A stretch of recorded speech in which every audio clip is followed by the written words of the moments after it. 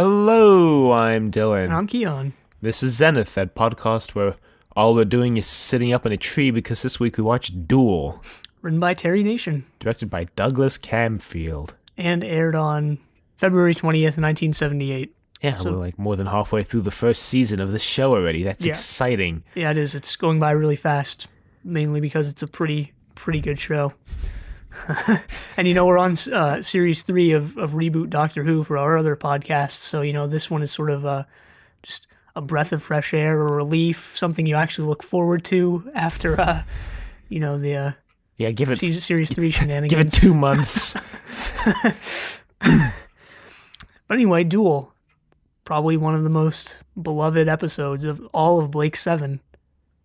Yeah, apparently, according to you, I didn't know that until this morning. Yeah, I mean, I looked up some reception stuff for this, and it was all pretty positive. This is my favorite episode so far, by far. I mean, I liked it. I didn't think it was the best episode so far. Still Time Squad for me, probably. Wow.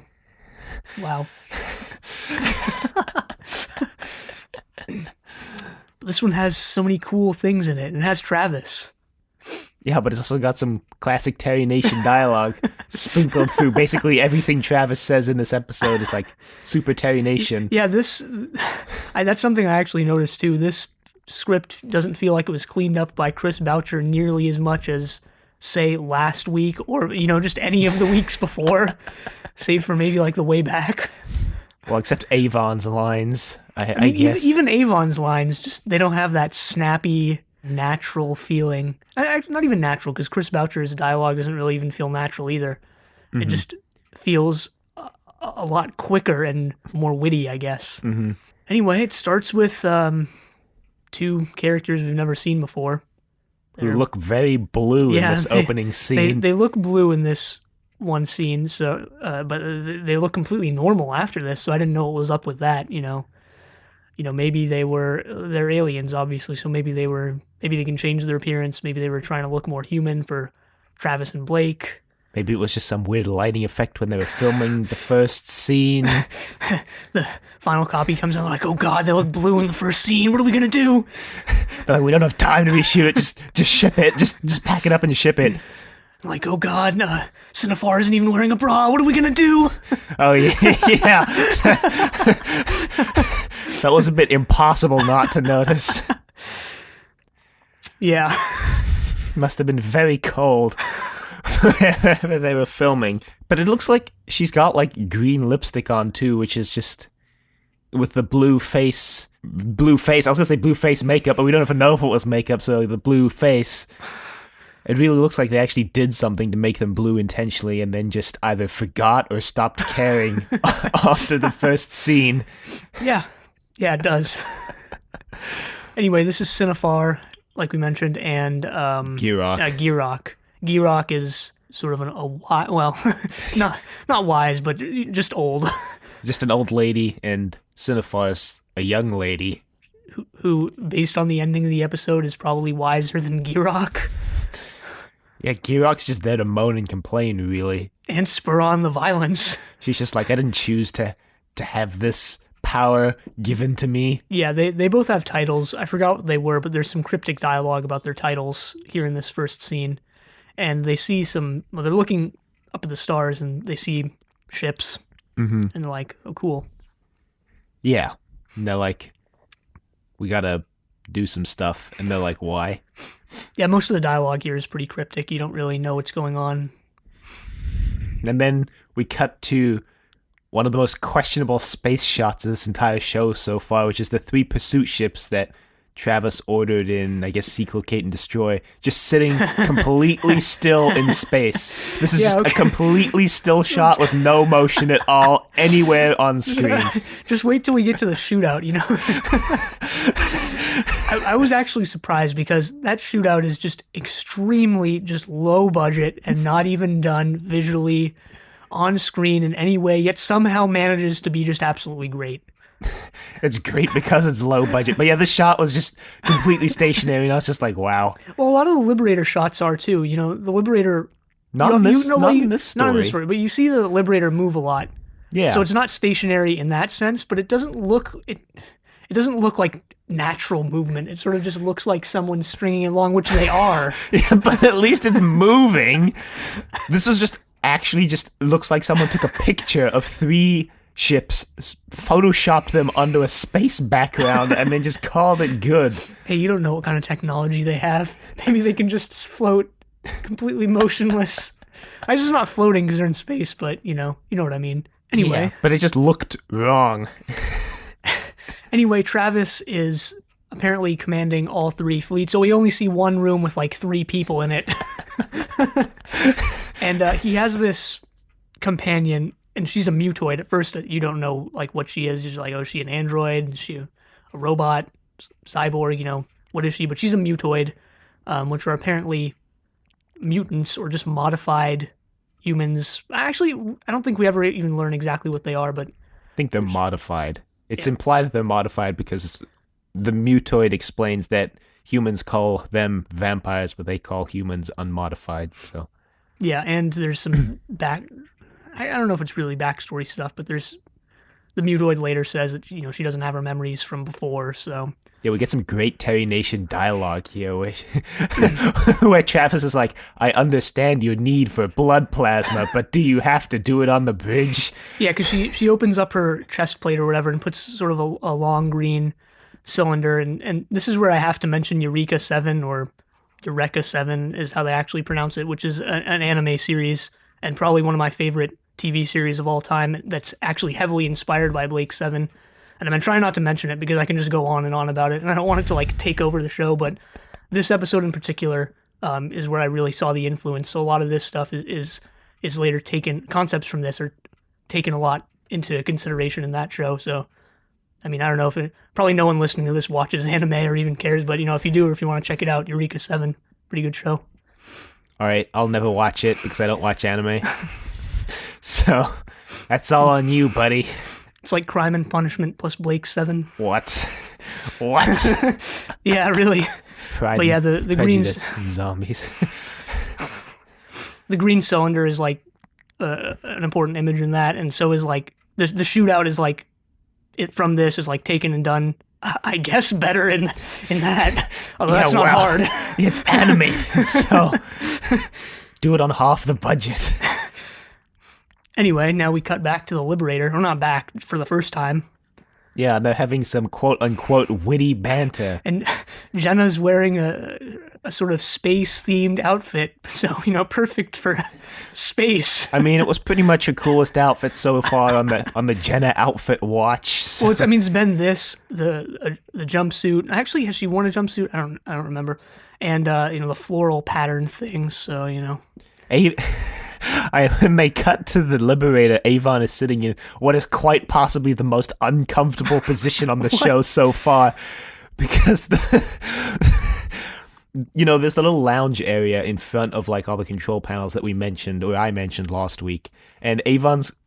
This is the first episode where I noticed the lounge actually curves around, and so Avon's sitting on it, facing towards Blake, but then he's got his head turned to look at the screen, which is directly behind him, and it looked like he just was in the most painful position he's ever had to be in. Well, I didn't notice that at all, but all right. It's like, man, it really sucks that they made Paul Darrow do that. Because he also like instantly just turns around. Look, he had such a look of relief on his face, like, thank God. Anyway, pretty much all the characters have at least one line of dialogue in this scene here, and I was like, even Zen, and I was like, are they just giving them these lines because these are going to be their only lines in the episode? But no, this episode actually did a pretty good job of distributing their lines kind of evenly. It was mostly Villa and Avon, apart from Blake, but Gan had a few. Callie had like one line in the whole episode. But her line was great. Was it really? Yeah, it's better to be on the move in situations like these. It's a great line. Callie really got the shortest end of the stick in this episode. Well, she and Gan. I mean, Gan talked quite a bit. Well, I mean, after that initial scene, where he went back to the ship and just didn't do anything after that. Well, he says a couple things later when the people are fighting. Callie doesn't really say anything during that. You could just see her standing awkwardly in the background. But anyway, as usual, Avon gets, the most of it. and Villa, actually, Villa does get a surprising amount of lines, not only in this, but just in the entire show in general so far, at least. Yeah. So they're like... This is an episode I think that people point to for like the supposed Villa and Avon friendship, but I don't really see it.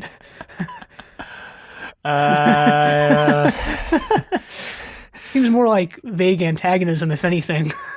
Just seems like Avon hates everyone, really, including himself. No, actually it does. Actually, it doesn't.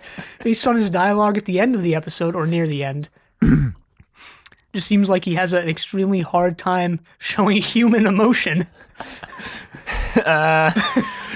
Anyway, Blake's like, well, let's just recharge in the shadow of this planet. Anybody want to come down to the planet? And then Jenna's like, yeah, I'm coming. Hell yeah. Going down to the planet with Blake? Yes. Does she really volunteer? Yeah, if I remember correctly, Blake asks everyone else if they want to go, but if I remember correctly, he doesn't actually ask Jenna. She just goes, yeah, I'll go. Huh. All right. Gan goes too. I don't know if he goes willingly or not. Well, Blake just kind of comes over. He's like, Gan? Gan's like, yeah, I want to come. And he's like, Villa? And Villa's like, nope, I'll stay here. I don't think Blake actually even offers to Avon or Callie, now that I think about it. They're just kind of like, guess we'll stay here. Yeah. So they make Villa man the teleporter again, because that's gone so well in the past. He does fall asleep later on, doesn't he? Yeah. Well, yeah, because they go down to the planet, and they're there for all of maybe 5 minutes. Gan notices Cinefar and Gerok, yeah. They see some ruins. And, the ruins look pretty creepy. It's sort of a statue. Looks sort of like a warlike figure or whatever. And Gan is like, oh, look, maybe this was a symbol of peace. Or maybe Jenna says that. I don't remember. But I just remember thinking it was kind of a dumb idea because of how just warlike the ruins looked. But again, you don't really get a good shot or view of the ruins. Blake points out the painted backdrop. Yeah. The cemetery outside, which looks like he's just standing up against a painted backdrop. Which he is. And you're like, oh, God, a graveyard that goes on for miles. Really looks like it just goes on for a couple inches, Blake. Anyway, this is where Gan notices Cinefar and Gerok. And he mentions that his limiter is malfunctioning or something. He's like, if my limiter's not malfunctioning, I definitely saw some people. This is, I think, the first time we see Jenna's jumpsuit. But anyway. Yeah. I think so. Yeah, I think so. Maybe we've seen it once before. It's like pinky purple. She hasn't really gone down to any planets, so I don't know when we would have seen it. Yeah. But they can't find Cinefar and Gerok again. They sort of just disappeared into the distance. Then they look up into space and can somehow see these ships flying towards the Liberator. Well, Cinefar and Gerok were also able to see the ships. Yeah, but they're like all-powerful gods, so I let that one slide. I mean, they're not really all-powerful gods. They're like just a more powerful species. They seem kind of way overpowered. I mean, they can stop the ships. They can turn off all of the electronics in the ships. They can teleport people using their mental powers. Yeah, that was one thing I mentioned in the very first scene, or that I noticed in the very first scene, is that this is definitely the most fantasy or just mystical thing on the show so far. There's been sort of fantastical stuff, like Callie's a psychic, and so is Zen, I guess. But most of it's been, if not like hard sci-fi, then like pretty grounded and like, all right, this could actually, happen. They don't really go too much into the tech, but it's stuff that you could imagine happening in the future. Mm-hmm. Whereas this is a lot more fantastical. Which I didn't really mind. I mean, I'm sure that probably bothered some people, but didn't bother me. So they teleport back up to the ship, and this is the start of probably the best part of the episode, which is the shootout. Blake just busts into the bridge, I guess, yelling at people are moving. Avon's like, what's going on? You haven't even explained what's going on. It's like there's 3 pursuit class ships on our tail, or I don't remember what the ships are actually called. They're the most advanced ships in the Federation fleet. Yeah. I read that this is the only time Travis appears without Servalan. Which is interesting. Yeah, it is interesting. So, do you know what happens with Travis? No. The behind the scenes thing? Nope. Okay, never mind. So, darn, it's going to be really hard not talking about that. Well, you're going to have to try. This is what I have to deal with on Trust Your Doctor every week. Make vague references to things without spoiling it. We're trying not to. So they're in this space battle, which, and by space battle I really mean let's all look at the view screen and watch as giant white orbs fly towards us. I mean, it wasn't even so much that it was just shots of the Liberator's bridge and then the bridge that Travis and the Mutoid are on. We really don't even get many screens. We get the screen with the white orb. We get that diagram, that like etch-a-sketch screen that Zen puts up, because Blake is drawing this diagram explaining to everyone the situation they're in, how they're and by everyone, you mean just Avon and Callie. Just Avon and Callie. And Callie, I guess. They're basically in the middle of the 3 ships that Travis is controlling, and there's some dialogue about how they have no way out and they're trapped, and the only possible thing they could do is ram them, which they decide a little bit later. Well, so this diagram, before Blake was like relying on the view screen to decide when to turn on the force wall, because he wanted to turn them on right before the plasma bolts hit them and then turn it off right after to conserve as much power as possible. But then he just co-ops the view screen to show Avon and Callie this diagram, and I was like, wait, so how are Jenna, Gan, and Villa knowing when to turn on this force wall without this visual on the plasma don't think about bolts? it too much. Don't think about it too much. Are they just getting blindly lucky? Meanwhile, Travis is sort of commanding the Mutoid, but, he's a lot less frantic than Blake because, well, he's in a better position. Yeah. And until he realizes that the Liberator is about to ram them, and you get this great shot of, and I almost forgot just how big the Liberator is compared, no, I really like this, because I almost forgot how big the Liberator is compared to all of the other ships, and you just see that so well in this shot, because Blake makes the decision to ram them, and you see the Liberator, and it's just like 5 times the size of this Federation ship. I just like how this shot looked like it was... I mean, I liked the composition of the shot. It was on the back of the Liberator, just zooming towards this other ship, but the Liberator looked like it was like really shaky in flight, which is probably because someone was actually pulling it along. Well, that's not the shot I'm talking about, but that was one of the best shots in this. There was also another really great shot when they were on the planet where Blake, which is when they notice the pursuit ships, Blake looks up, and then there's this quick zoom out, and then Gan and Jenna sort of jump into the shot as well. Really liked that. Thanks, Douglas Camfield. We looked up what Douglas Camfield did for Doctor Who before this, and there was really nothing as notably good as this. There's the Time Meddler, 15 years beforehand.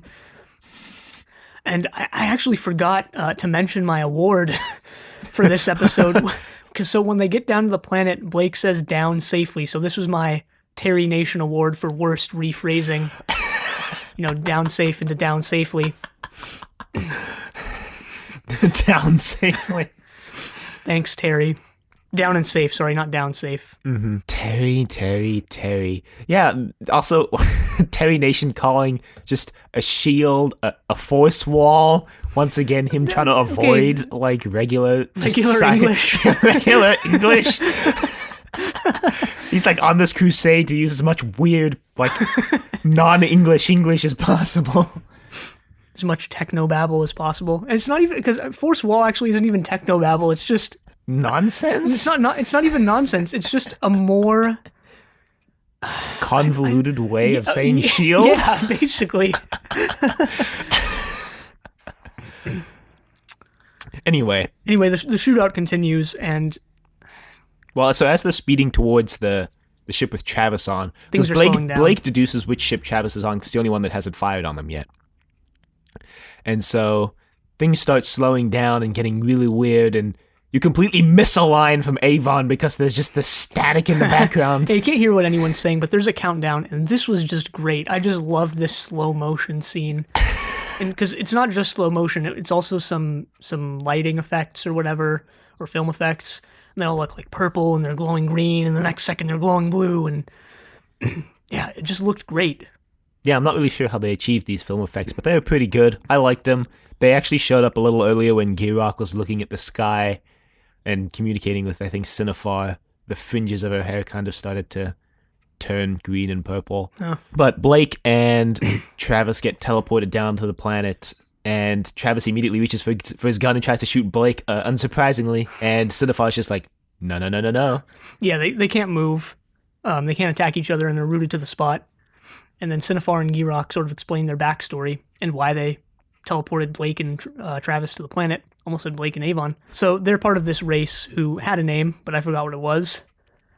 And they never really bring it up again, so it's not that important what the name of the race was. But they go on to explain that their race was in a great war, and it was basically just an arms race to see who could devise the biggest and baddest weapon.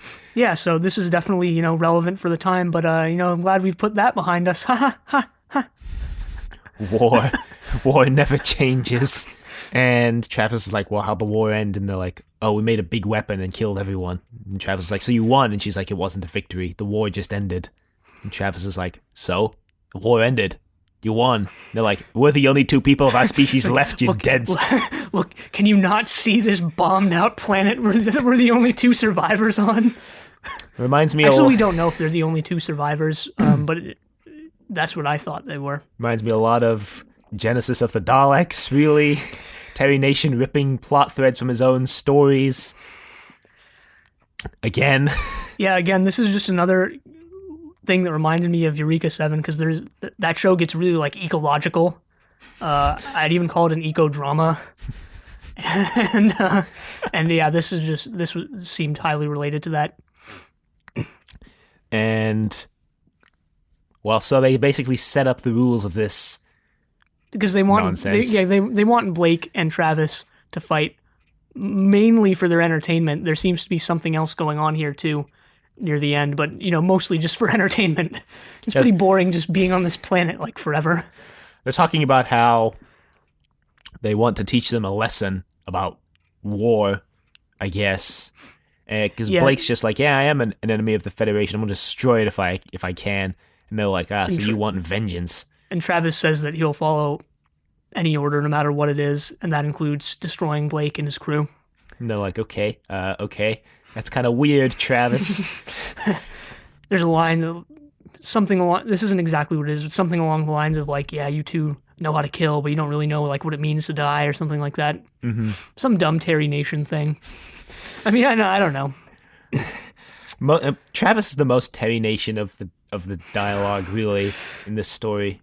I mean, Avon later. I mean, I like that scene with Avon and Villa later, but the dialogue wasn't as great as it could have been. So they basically were like, okay, we're going to send you out into the forest with tools for survival, and go most dangerous game yourselves out there.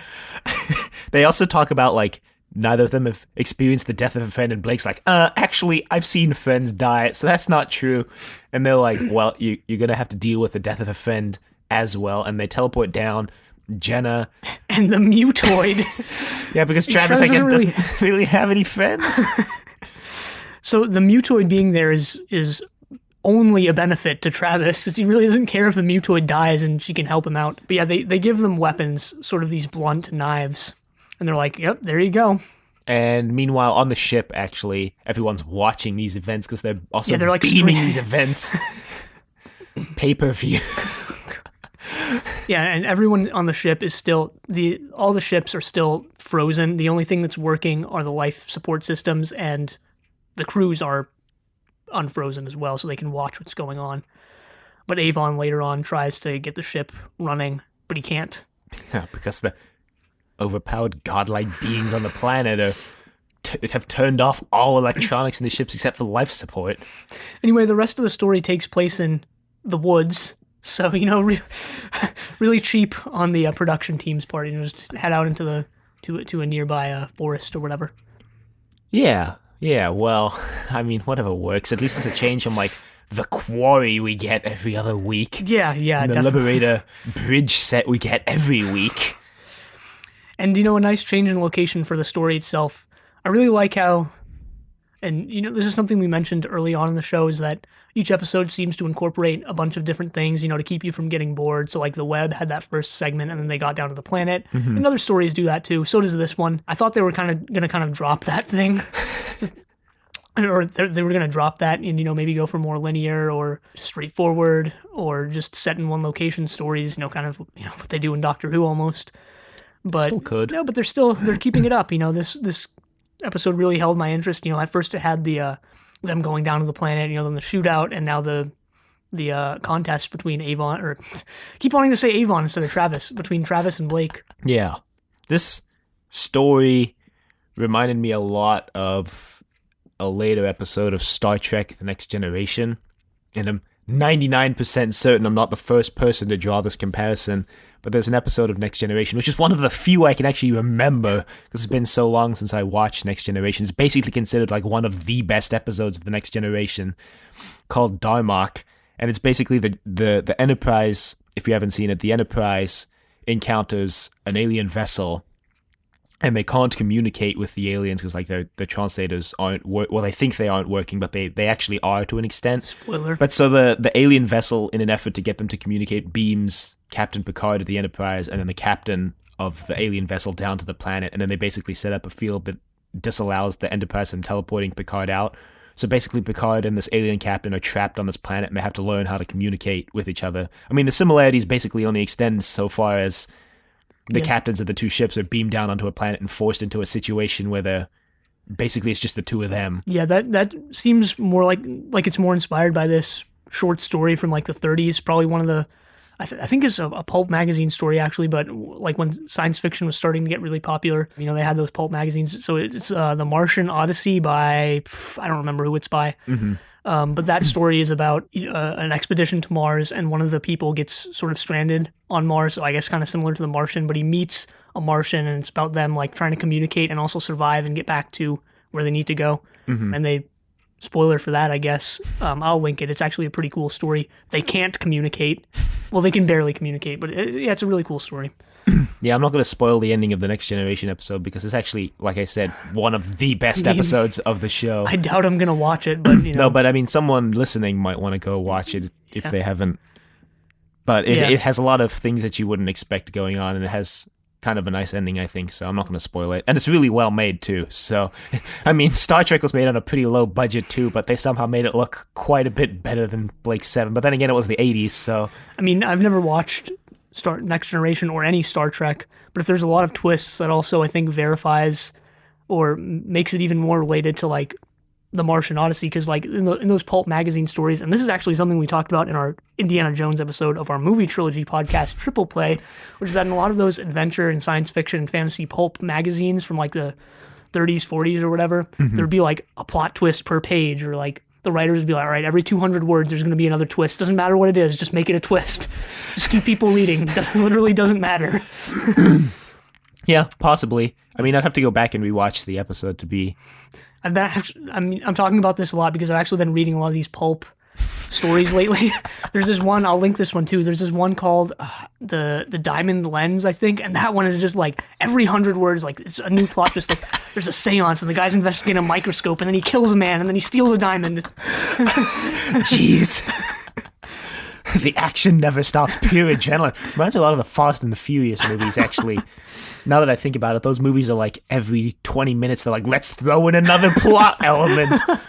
Which, I mean, may not be intentional, but may actually be intentional. Maybe the Fast and the Furious movies are like the evolution of the pulp genre, but that's a story for another podcast, really. I mean, like I always mentioned, I don't really necessarily think it's important whether or not it's intentional. If it's there, then the connection is there. If there's evidence for it, then it's related to it. Mm-hmm.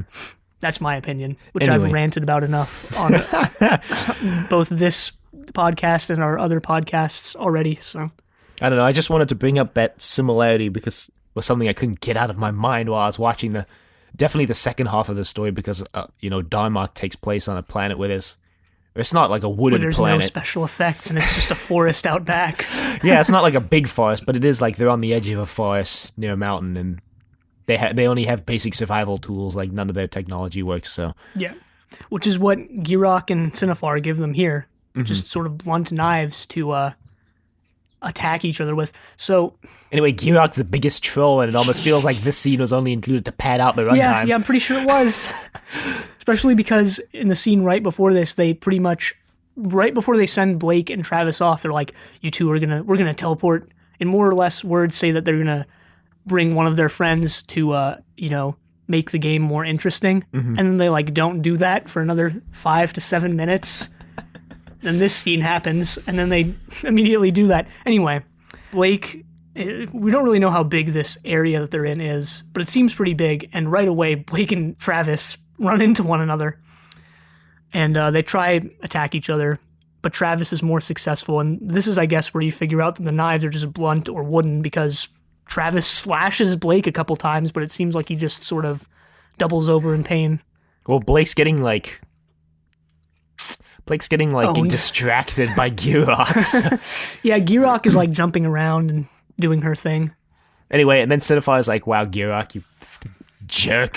It's not how this works. I think Girox is also manipulating time or something to where Travis is able to win, because I don't think it's like an explicit thing, but Girox is like betting on Travis and Cinephar is on Blake's side or something like that. I don't necessarily remember. Anyway, so Cinephar separates them and beams down Jenna and the mutoid. Blake hears someone in the forest and hides in the bush, and it's just Jenna. 7. Gan 7. Yeah, it's Jenna. He's like, Jenna, I guess this is what they meant by death of a friend, eh? And she's like, yeah, we're watching everything on the ship, by the way. Really Hunger Games, now that I think about it. Never watched or read, I guess, Hunger Games. Yeah, that always, can't believe I said that actually, because that always pisses me off. Or more so with classic literature, like, yep, never watched Crime and Punishment. I'm like, really? Really? I mean, but you could watch the movie of the Hunger Games. I'm sure it's actually better than the books, at least for the first one. I mean, I don't know. I watched a trailer for it recently, actually. Not because I was interested, but because I was looking at trailer, like, conventions and things they use across multiple trailers, but classic the Hunger Games has, like, all of them. Yeah, well, most trailers nowadays are like pretty formulaic and you can predict beat for beat what's going to happen. Yeah, this is just a complete tangent, but it's interesting, and I guess it's related to TV and movies, so why not?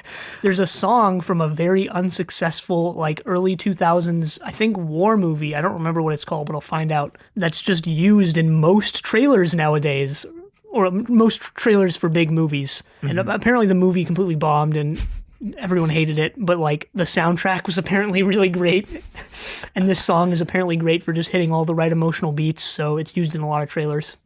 Was it Battlefield Earth? I don't remember. Because I know the composer Johan Johansson just passed away like 2 days ago, which was a huge surprise to everyone because he was like a real big up and coming composer, but he wrote a song called, and now I'm forgetting what the song's called, but The Stars Go Dark or something like that. The Sky Goes Dark. Yeah, it might be that. I really don't know. But it actually is used across multiple trailers. When I first heard that, I was like, nah, no way. It's not the exact same song in every trailer. And like, no, it actually is.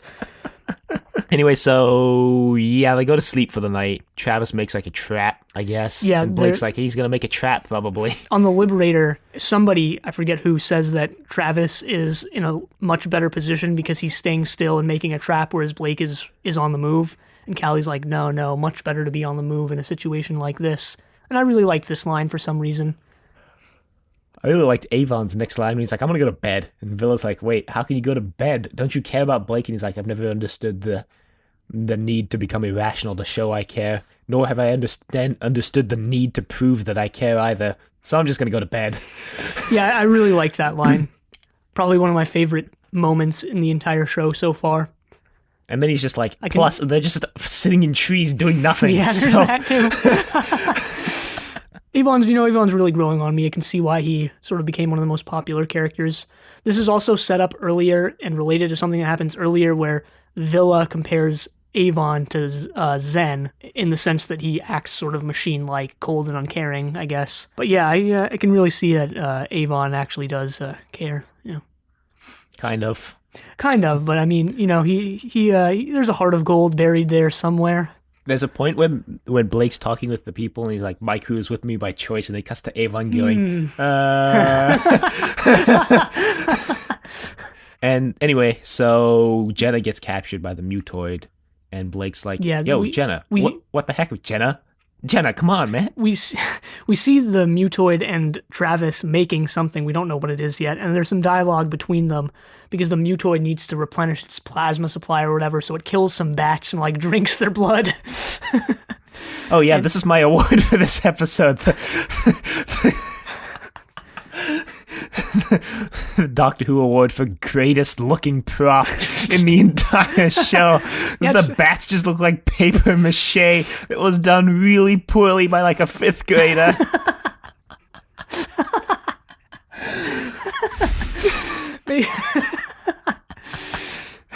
One of those bats from Caves of Androzani. Was Caves of Androzani before this? I think it was after this. It must have been after, because this is still during the 4th Doctor's run, I think. But yeah, I just 79 4th Doctor. The first time I saw the bat, I was just like, oh jeez. Maybe she doesn't actually drink their blood; she drinks the bat milk, just like in Caves of Androzani. No. Anyway, there's some interesting, I guess, dialogue between the mutoid and Travis, where Travis asks the mutoid if it like remembers its past, and it says that it doesn't need to, and it would just be a hindrance. Yeah, they like wipe their memories when they make them mutoids, apparently. Yeah. And Travis is like, I know who you were. You were named Kira. Just Terry Nation taking a regular name and adding a space in the middle. Syllable. And she's like, okay. And he's like, you really don't care, do you? And she's like, nope, not at all. Travis is like, oh, okay. And this kind of doesn't really go anywhere.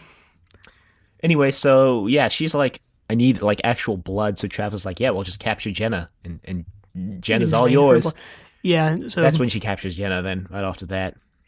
Yeah, I don't know what the mutoid was thinking Travis would say, because she drinks some of the bat blood, and that sort of replenishes her and strengthens her. She's pretty weak at this point. We didn't mention, but she's pretty weak.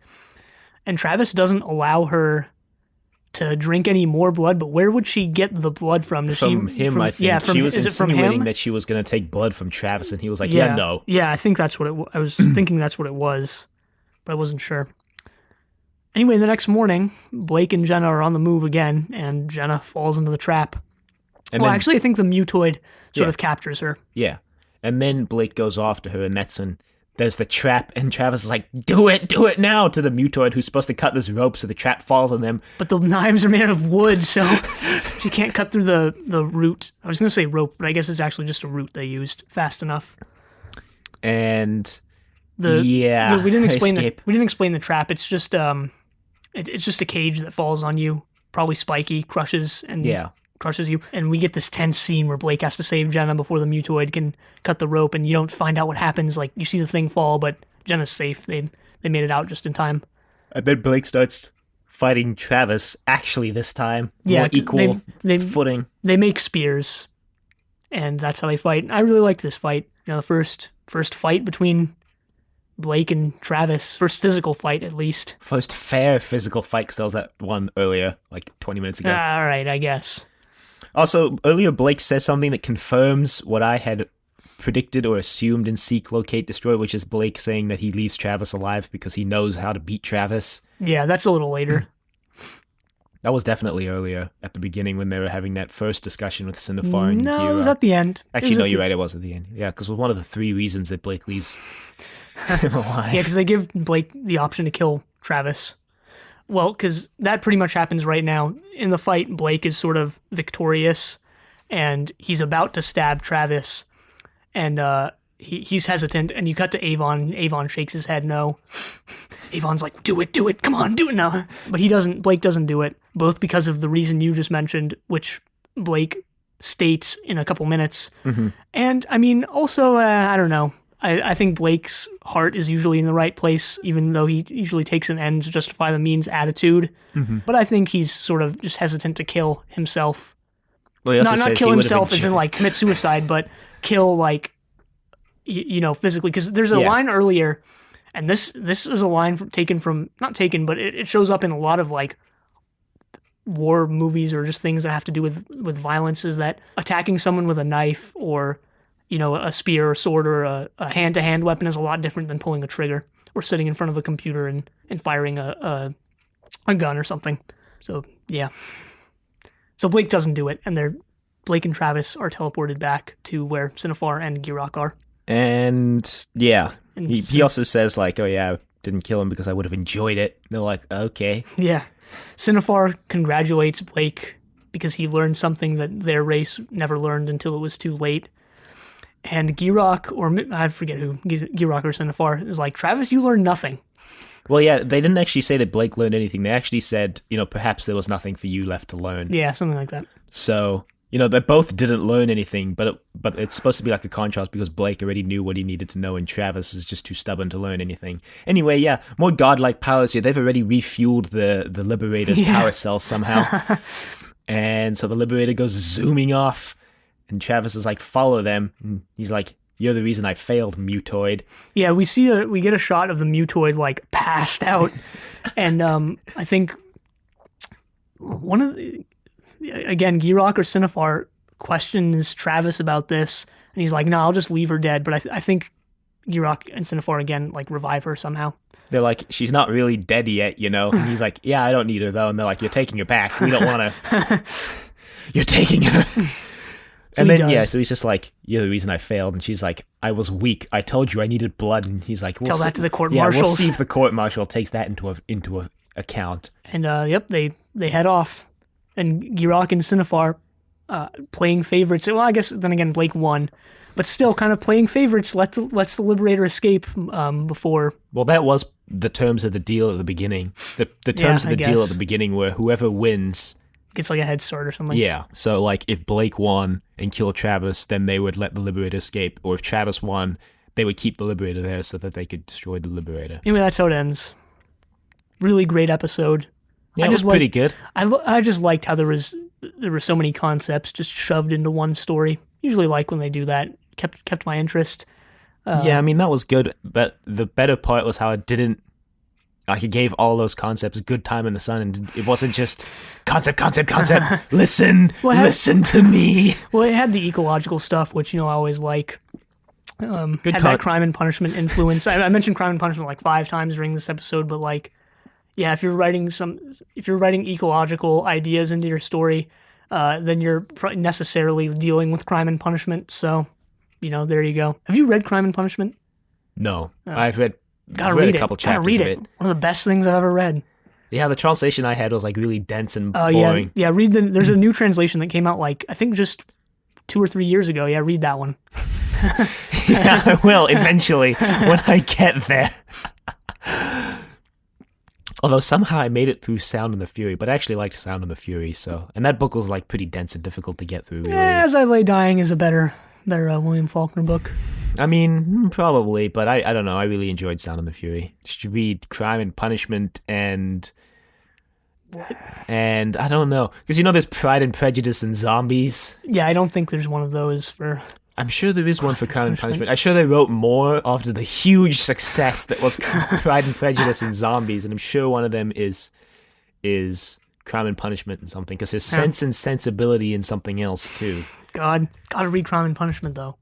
Last 5 pages are like one of the best things I've ever read. The last 5 pages? Yeah, really. Because, I mean, in the last 5 pages you finally realize like, oh shit, this is a book about ecology. Also poses and answers the questions of modern ecology 150 years before anyone even cared. So there's that. Well, maybe there isn't a Crime and Punishment one, but the Sense and Sensibility one is Sense and Sensibility and Sea Monsters, so that's a good title. But I'm sure I saw that there was a Crime and Punishment one. I'm going to keep looking off air. Anyway, you can email us at thedoctor@decorative.com. Questions, comments, concerns, angry rants, your thoughts on Pride and Prejudice and Blake 7. Sure, that exists. A critical essay examining Blake 7 through the lens of Pride and Prejudice and Jane Austen novels.